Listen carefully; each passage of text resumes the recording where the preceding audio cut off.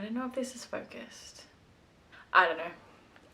I hate technology. Anyway, well, welcome to my channel. What the heck? I feel like I've been wanting to do this for so long. Like so long. But I've been a little bit scared, to say the least. But it's fine. We're here. We made it. So, for those who don't know me, my name is Sienna.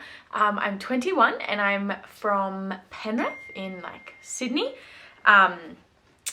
And yeah, pretty much I guess I just wanted to kind of create YouTube. I use Instagram a lot, but I just thought YouTube's just a little bit easier kind of to explain things. I feel like Instagram stories, it's just like click, get through the story, whatever. I just have a really strong passion in that industry to help people for, I guess, all different reasons.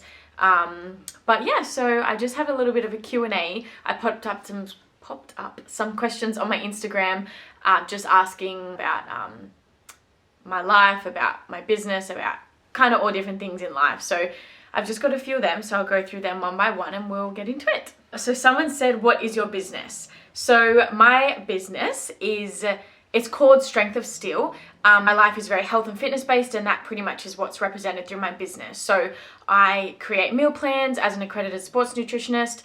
I work with people online designing like training programs, both body weight and weight training.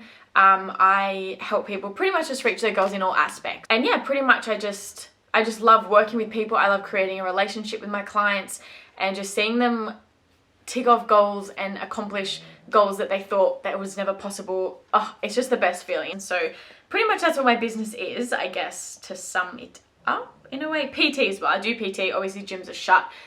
But that will be kickstarting again soon. What got you into nutrition and fitness? Nutrition, for example, I just love food. Ask anyone, I love food. All foods, I love it. I don't think that's necessarily why I chose to go down the nutrition path, but I guess a serious answer would be more so, I think I got so caught up in a positive way, caught up in the, oh, I like the taste of this food, but how is it actually benefiting my body, and what are the positive effects or negative effects of this type of food? And not necessarily the science behind the foods, but more so how is it affecting my body? So I think that's kind of what led me on the nutrition path. Fitness and exercise, I've always done sports, exercise, activity, whatever. So I've obviously just had that passion naturally. But I think again, it just comes into helping people reach those goals. It's a very satisfying feeling. What's your fitness background been since being a kid? I have always done athletics. That's always been my preferred sport. That's probably only since I was maybe 6 or 7 I did athletics, but that took me all the way through until I stopped. So I always chose athletics over any other sport. So if I had, for example, I did netball I started netball when I was 4, then I stopped for 2 years, and then I started again. You know, I don't really know the maths of that. Anyway, pretty much I've done it since I was 4 and I've had 2 years off ever since, if that helps at all.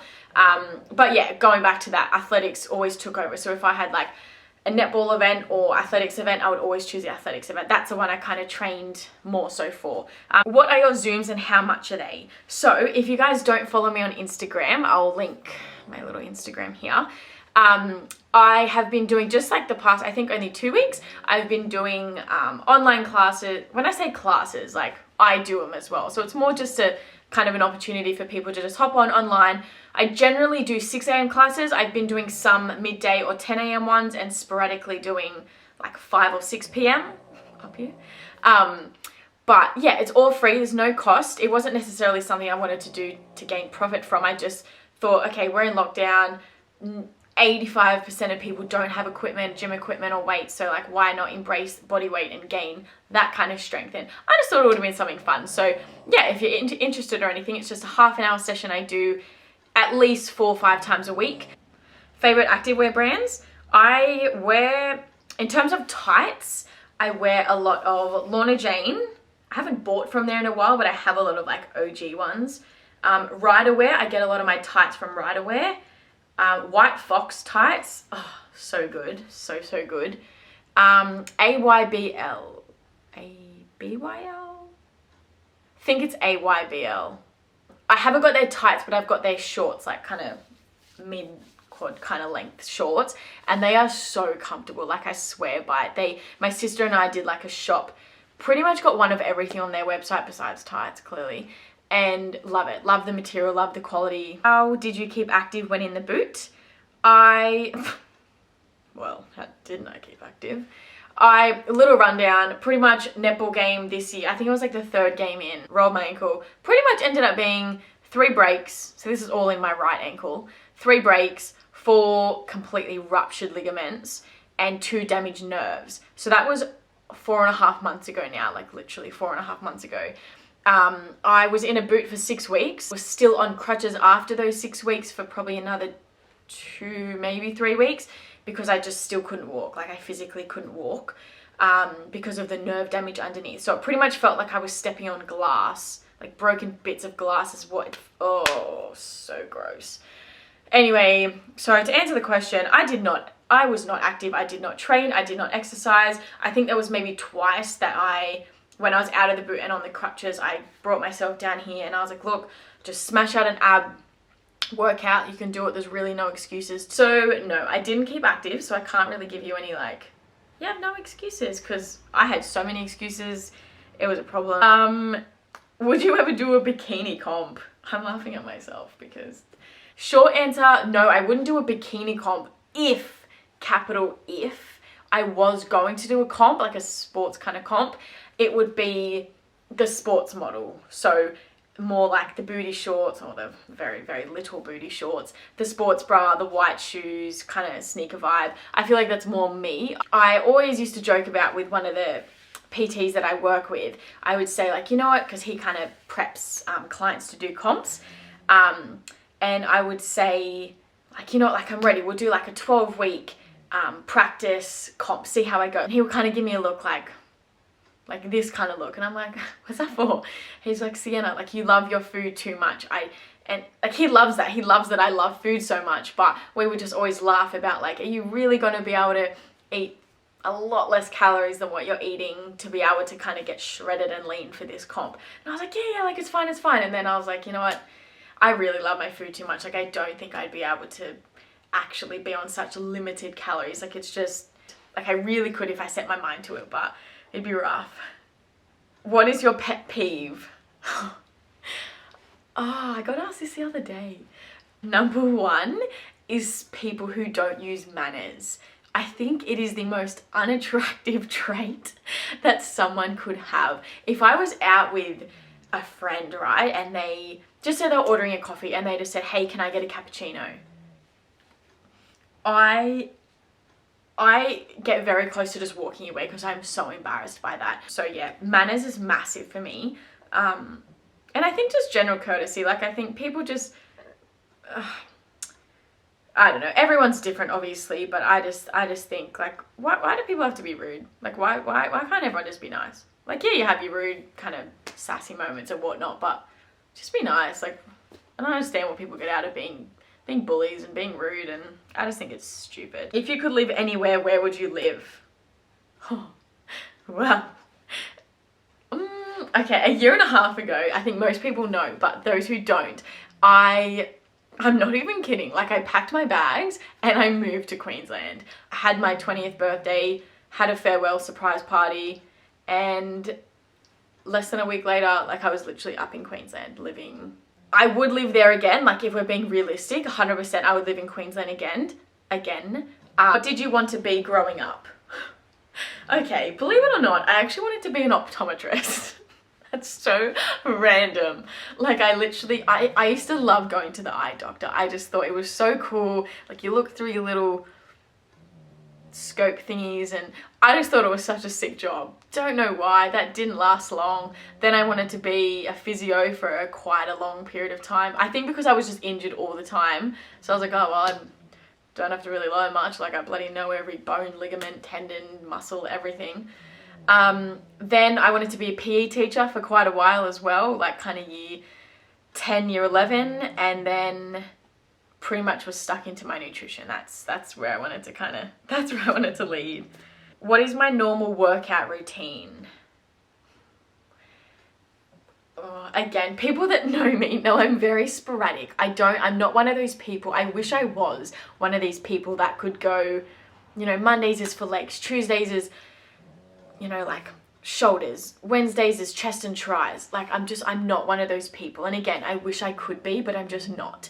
I think I'm very like, oh, what's sore? Oh, my shoulders are a bit sore, so I might just do legs. Like, that is my mentality, and it is so bad. Like, I know it's bad, but I like to mix it up. Very general kind of outlook. I would do probably 4 weight sessions a week at the gym. HIIT workouts, so like CrossFit, kind of more high intensity workouts. I love them thoroughly enjoy them. So I'll do 2, maybe 3, but generally 2 a week. Running, I used to run twice a week regardless. And then obviously I'll just walk like here and there with a podcast when I felt like it. How can you stick to eating healthy every day? Oh, look, I don't know where people get that from. There's healthy, and then there's looking into what you're consuming on a daily basis. For example, people say, you know, I want to go on a diet, I want to be in a calorie deficit, but I don't want to give up my burgers for lunch, and I don't want to give up my favorite dessert like each day. It's like, well, you don't have to. Like, people need to realize this. I think so many people are caught up in, you need to be eating, you know, lettuce and salads for lunch, and like chicken, rice and broccoli for dinner, and oh my goodness, like it makes me mad at the thought of that. I think people need to realize, like, why, if you're eating in, you're obviously accustomed to your calories, your set calories and your macros, you're going to achieve your results. I think so many of my clients, for example, I'll give them their meal plan and they'll be like, whoa, like, are you sure I can still eat, what's an example, like my favorite ice cream for dessert? I'm like, yeah, like, that's fine, like, I put it in there for you to eat, like, for you to consume. And they're just like, they're starstruck, like,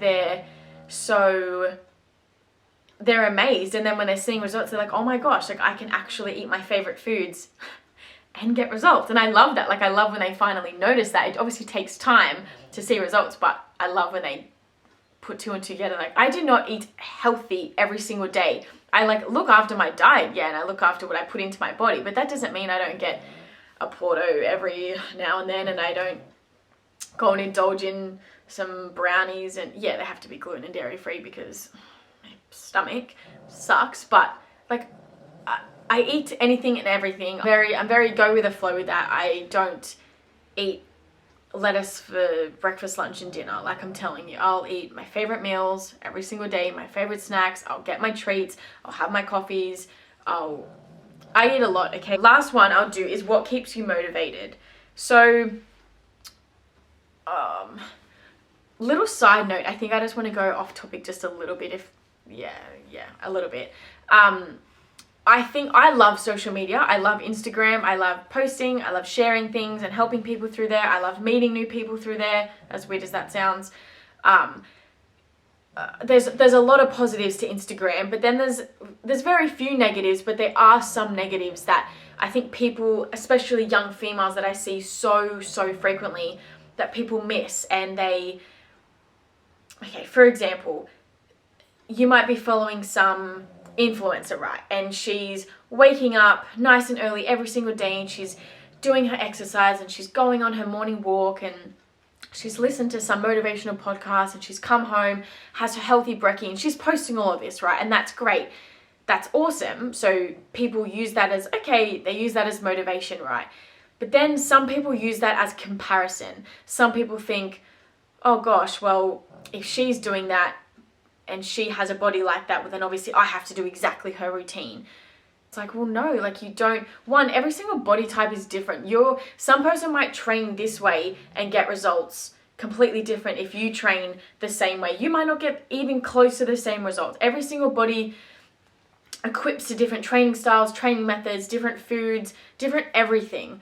But yeah, I think it's just sad that people look and use Instagram to compare themselves to these people who aren't going to post when they're having a bad day, and they're not going to post when they're stressed or having breakdowns or feeling very negative and down. And why would someone post about that? Like, you just see this beautiful glamorous side to them, and it's like, okay, that's great, we're seeing you look after yourself from 6 to 9 a.m. But then come 9:30, if you're at home and something's occurred and you're stressed and you're feeling just not that great, it's like, well, you're not going to post that. And so people don't see the negative, or not necessarily the negative, but people don't see the bad side to someone's life. They're just so equipped and caught on to this, okay, well, they're doing this, this, and this. That means I have to do this, this, and this. So I just think use Instagram as a motivational tool 100%. If you see someone going for this morning walk, it's like, okay, maybe that's a little like kick up the bum for me to be like, you go on a walk now. Like, use it as motivation,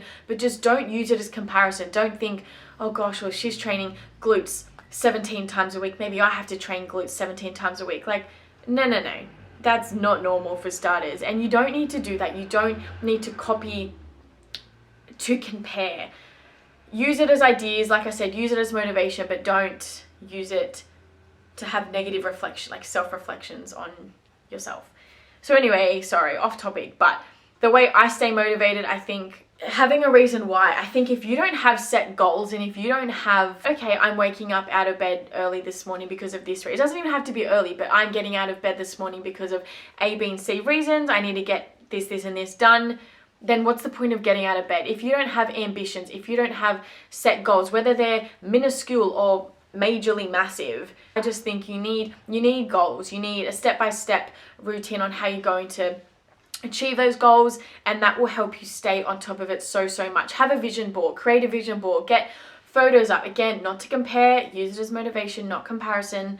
And talk to people about your goals. You can get ideas from other people, you can seek help, you can, even just to talk about it can actually make you even more motivated. I find that for example, with a new business idea, I'll be thinking about it and I'll be like, oh, I like that. So I write it down and I'll like kind of think about it to myself, and then I'll give Matt a call or a message and I'll be like, look, I have this new business idea. I feel like he thinks I'm a freak half the time. The things that I come up with are just bizarre. But talking about it to him, one, ideas going back and forth, it's like, oh yeah, like, thank you for that. Like, that actually like really helped. And so you can add that to your, like, that same idea and like brainstorm a little bit more. And I just think it makes you even more motivated, because then they're getting excited for you, and then that makes you even more excited. And obviously different when it's like, it doesn't have to be a business idea, but any idea. If you're like, you know, I'm going to set myself a challenge to lose 5 kilos, or I'm going to set myself a challenge to be able to run 5Ks under 30 minutes.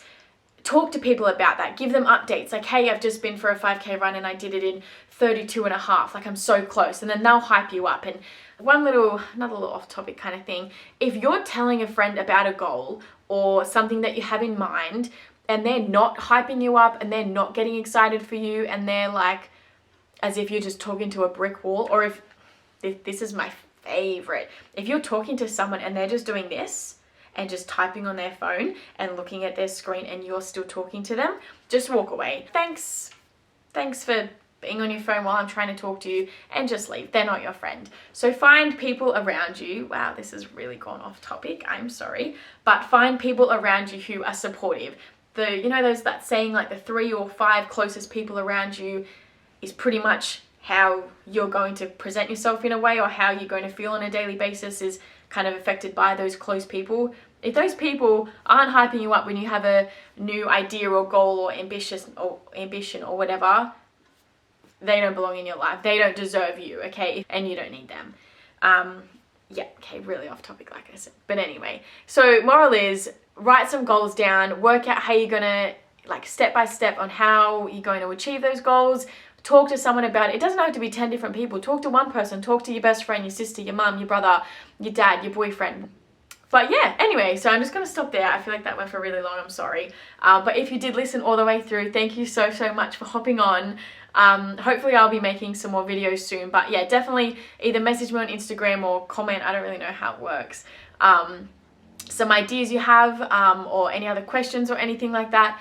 But yeah, I'm excited for what's to come and see what else is in store. So yeah, thank you again, guys.